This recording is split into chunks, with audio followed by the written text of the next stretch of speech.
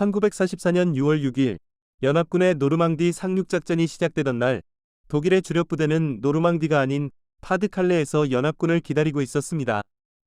연합군이 상륙한 후에도 2달 동안 그곳에 머물러 있었습니다. 이것이 독일의 패전을 빠르게 앞당겼습니다. 왜 그런 일이 일어났을까요? 당시 독일군에게는 크게 신뢰할 만한 스파이가 있었습니다.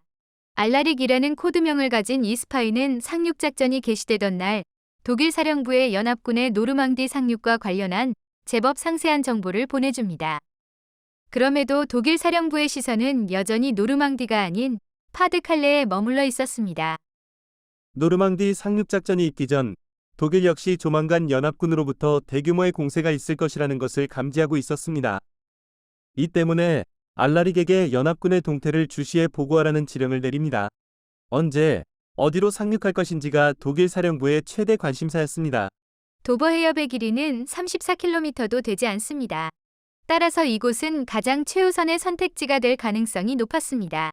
노르망디는 도버 해협에 비해 거리도 멀고 지형상의 여건도 불리해 상륙작전이 펼쳐질 가능성이 높지 않았습니다. 하지만 확신할 수는 없죠.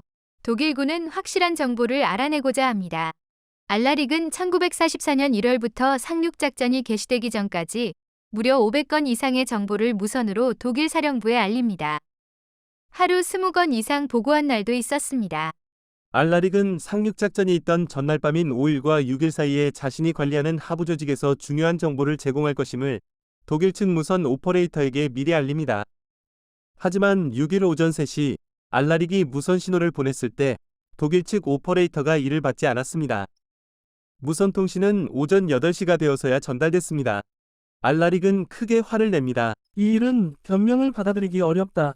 의무감만 아니라면 이 일을 그만두고 싶은 심정이다. 하지만 알라릭이 오전 8시에 독일 측에 전달한 정보는 꽤 상세한 것이었음에도 정보로서의 가치는 별로 없는 것들이었습니다. 정보의 가치는 전달된 시각에 좌우됩니다. 이미 상륙이 시작된 마당에 독일 측이 알고 있더라도 대응이 어려운 시각에 도착한 것이죠. 이보다 앞서 오전 3시에 전달하려던 정보의 양은 이보다 더 적었습니다. 때마침 독일 오퍼레이터가 수신을 하지 않자 알라릭은 오전 8시까지 5시간 동안 몇 가지 세세한 정보를 더하여 보고합니다. 그 시간 동안 정보로서의 가치가 사라진 것들 뿐이었습니다. 사실 알라릭은 이중 스파이였습니다. 독일 측에서 그의 코드명은 알라릭이었고 영국 측에서 그의 코드명은 가르보였습니다. 코드명 알라릭이 이날 보낸 정보는 영국 측이 독일 측에게 상륙 지역을 속이기 위한 작전명 포티튜드의 수행 과정이었습니다. 그동안 코드명 알라릭은 독일 사령부로부터 상당한 신뢰를 받아왔습니다. 그는 1944년 7월 2급 철십자 훈장을 수여받기도 합니다.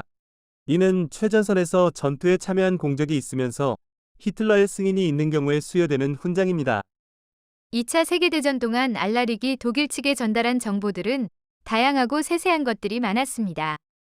하지만 대부분은 불필요한 것들이었고 정작 유용한 정보들은 시간을 살짝 넘긴 것들이었습니다. 시간을 넘긴 정보들은 가치가 높은 것들이었기 때문에 독일 측에서는 이를 안타깝게 여겼습니다. 그렇지만 이것은 어디까지나 가르보의 계략이었던 것입니다.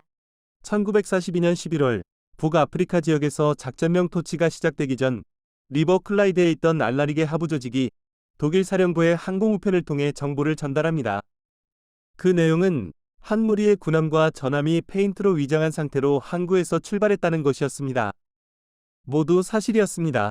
이 우편에는 출항 전 날짜로 된 소인이 찍혀 있었습니다. 하지만 영국 정보기관이 이 우편물의 배달을 늦춰버립니다. 우편물을 받았을 때에는 이미 정보로서의 가치가 사라진 후였습니다. 하지만 독일 사령부는 이렇게 평가합니다. 우편물을 너무 늦게 받아서 안타깝다. 하지만 당신의 보고는 매우 훌륭했다. 알라릭의 정보는 항상 이런 식이었습니다. 허구로 만들진 가짜 정보들도 많았습니다. 혹은 허구와 진짜가 애매하게 뒤섞여서 독일 정보국이 진짜와 가짜를 구분해내는데 많은 시간을 소모하게 만드는 것들이었습니다. 한때 그는 영국으로 건너가 간첩망 조직을 구성하라는 명령을 받습니다. 그는 영국으로 가지 않고 리스본으로 갑니다. 그곳에서 마치 영국에 있는 것처럼 속이면서 영국에 관한 가짜 정보를 독일 정보국에 보냅니다. 그는 여행 안내서나 열차 시각표, 영화 관련 소식, 혹은 잡지의 광고 등을 이용해 그럴듯한 가짜 정보를 만들어냅니다. 그는 이 과정에서 약간의 어려움을 겪습니다. 당시 영국의 1파운드는 20실링, 1실링은 12펜스로 십진법 체계가 아니었습니다. 이 때문에 숫자에 약한 그가 비용의 총액을 계산하는데 곤란함을 겪었다고 합니다. 영국이 미터법을 사용하지 않는다는 점을 몰라 실수를 할 뻔했다고도 합니다. 나중에 영국에 돌아온 그는 27명으로 구성된 간첩망을 조직합니다. 간첩망의 코드명은 아라발이었습니다. 아라발은 독일 정보국에 끊임없이 정보를 보냈습니다. 하지만 이들 27명의 스파이 중에 실제하는 인물은 단 한 명도 없었습니다. 알라릭이 만들어낸 허구의 간첩망이었으니까요. 꼭 필요했던 정보가 뒤늦게 도착해 쓸모없이 되었던 어느 날인가 독일 사령부는 알라릭을 질책합니다. 요긴했던 정보를 너무 늦게 보냈다고 말이죠. 그러자 알라릭은 아라발 조직원 중 한 명이 정보를 보내기 직전 병이 났었다고 변명합니다. 그리고 며칠 후 그가 병으로 사망했다는 보고를 합니다. 그러자 독일 사령부는 사망한 스파이 부인에게 연금을 지급하기로 합니다. 물론 그 스파이는 실제하지 않는 가공의 인물이었습니다. 그는 원래 스페인 출신이었습니다. 그의 본명은 호안 푸올 가르시아입니다. 그는 스페인 내전 기간 중 정치적 극단주의에 회의를 느낍니다. 2차 세계대전 중 그는 처음 마드리드 주재 영국 대사관에 접촉해 스파이 역할을 제안합니다. 하지만 거절당하고 맙니다. 그러자 그는 그의 신분을 위조해 열렬한 나치 지지자로 위장합니다. 그리고는 독일의 첩보기관에 들어가게 됩니다. 독일 스파이의 지위를 확보한 후 다시 영국 첩보기관과 접촉해 정식으로 이중 스파이의 역할을 하게 됩니다. 그는 노르망디 상륙작전, 즉 작전명 오버로드를 성공시키기 위한 전 단계 작전인 포티튜드 작전을 성공시키는 데 지대한 공헌을 합니다. 연합군이 노르망디에 상륙한 후 2달이 지나도록 독일 사령부가 이를 일종의 위장 상륙으로 간주하고 파드칼레를 고수하도록 만드는 데에는 그의 역할이 컸습니다. 공로를 인정받아 그는 영국 왕실로부터 대영 제국 훈장을 받기도 합니다. 그러니까 그는 영국과 독일 양쪽 모두로부터 훈장을 받은 인물이기도 했습니다. 2차 대전 후 그는 잔존하는 나치 조직으로부터 살해당할 것을 우려합니다. 그는 영국 정보기관의 도움을 받아 앙골라로 여행을 갑니다. 그리고 그곳에서 말라리아에 걸려 사망합니다. 물론 그것 또한 사실이 아니었습니다. 그는 신분을 위장해 조용히 베네수엘라의 라구니아스에 정착합니다. 그리고 책방과 기프트샵을 운영하다가 1988년에 생을 마칩니다.